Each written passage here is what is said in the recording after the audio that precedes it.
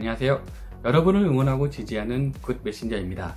자녀교육 어려우시죠? 저도 초등학교 6학년, 5학년 두 아이의 아빠로서 자녀교육이 결코 쉽지 않다는 것을 느끼고 있습니다.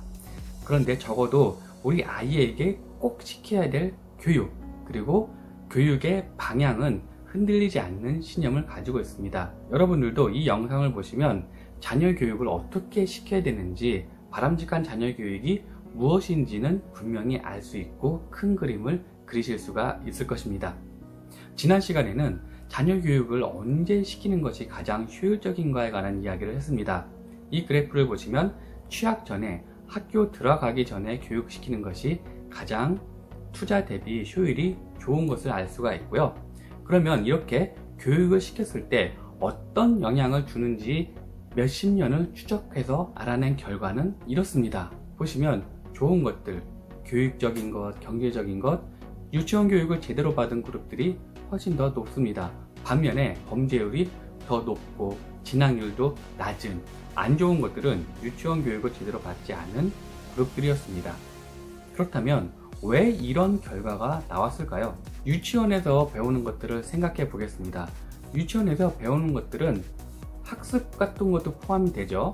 공부해 가는 것도 분명히 있을 것입니다. 그런데 그 외의 것, 식사 예절, 인사하는 법, 존댓말 쓰는 것, 선생님들에게, 어른들에게 어떻게 해야 되는지, 친구들에게 어떻게 이야기를 해야 되는지, 이런 눈에 보이지 않는 성적과는 관계없는 요소도 배웁니다.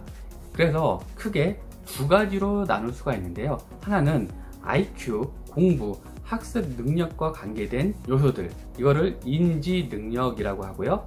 인내, 절제, 창의성 등등 학습과는 상관이 없어 보이는 요소들, 이거를 비인지 능력이라고 하는데요. 유치원 때 이 인지 능력과 비인지 능력 두 가지를 교육을 하는데 어떤 게 더 중요할까요? 자, 먼저 이 그래프를 한번 보시죠. 유치원 교육을 받은 그룹과 그렇지 않은 그룹들 간의 이 인지 능력의 차이점을 나타낸 것입니다. 이 데이터를 보시면 유치원 교육을 받으면 학교 들어가기 전에 공부와 연관된 능력들이 IQ, 학습 능력, 남자든 여자든 다 높습니다. 그런데 학교 들어가고 나서는 별 차이가 없는 것을 알 수가 있습니다. 여기서 결론은 이 인지 능력은 아주 단기적인 것으로 처음에는 차이가 있어 보이지만 학교 들어가기 시작한 이후로는 별 차이가 없고 혹은 역전되는 현상이 나타난다는 것입니다. 그래서 앞서 보여드렸던 몇십 년간 추적했을 때 차이를 보이는 요소는 인지 능력이 아니라 비인지 능력이라는 것입니다. 그러면 대표적으로 어떤 게 이런 차이를 보이는 걸까요? 그 중에 하나가 자제력입니다. 이 자제력이 얼마나 큰 영향력을 미치는지 입증한 아주 유명한 실험이 있습니다.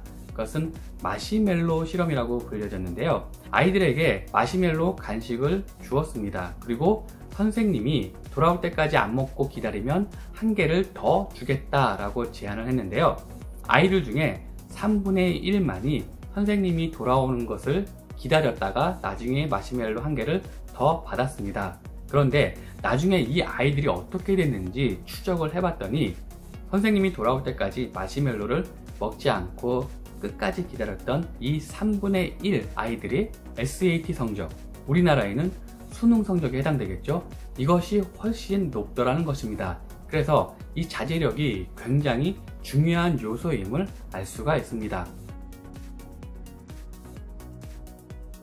또 다른 비인지 능력 중에 정말 중요한 것 하나가 끈기, 그릿입니다.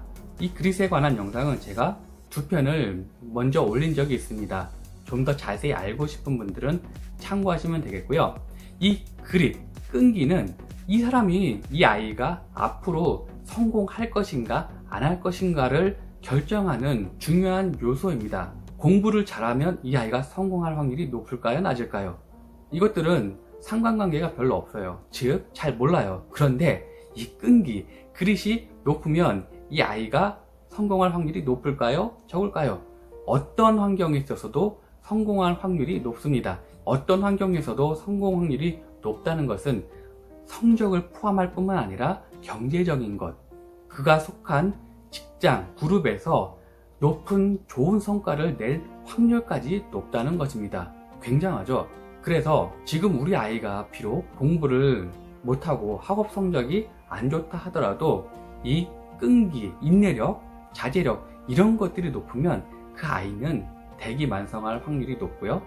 어딜 내놔도 분명 잘 살기 때문에 걱정 안 하셔도 됩니다. 그러면 비인지 능력은 어떻게 올릴 수가 있을까요? 오늘은 크게 세 가지를 이야기하려고 합니다.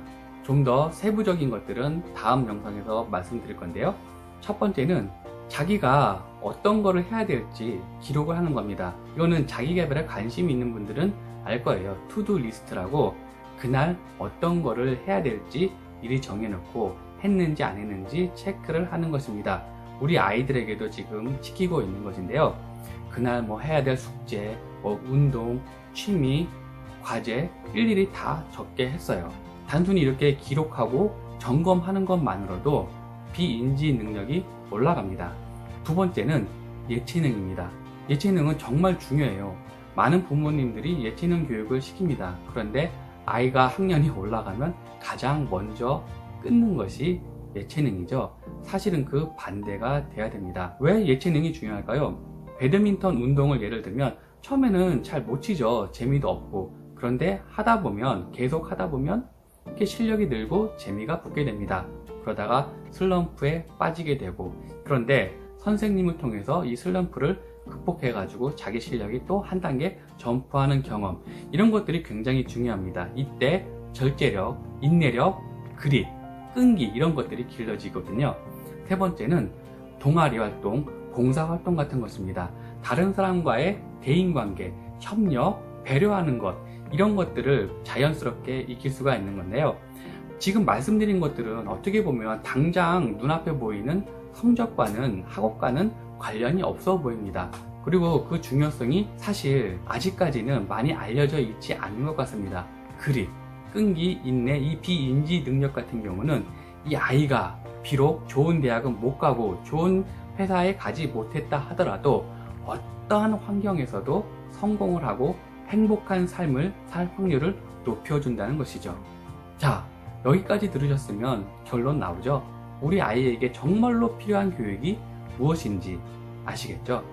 적어도 이 큰 그림은, 목적은 반드시 기억하셔서 우리 아이에게 꼭 필요한 교육시키시기 바랍니다. 분명히 나중에 커서 저를 정말 잘 키워주셔서 감사합니다 라는 이야기를 우리 아이들이 할 것입니다. 다음번에는 좀 더 구체적인 예를 통해서 어떻게 자녀 교육을 시켜야 되는지 말씀드리도록 하겠습니다. 많은 응원과 성원 바랍니다. now, from now on 함께 갑니다. 감사합니다. 오늘 내용 좋으셨나요? 구독, 좋아요는 더 좋은 내용을 만드는 데 큰 힘이 됩니다. 감사합니다.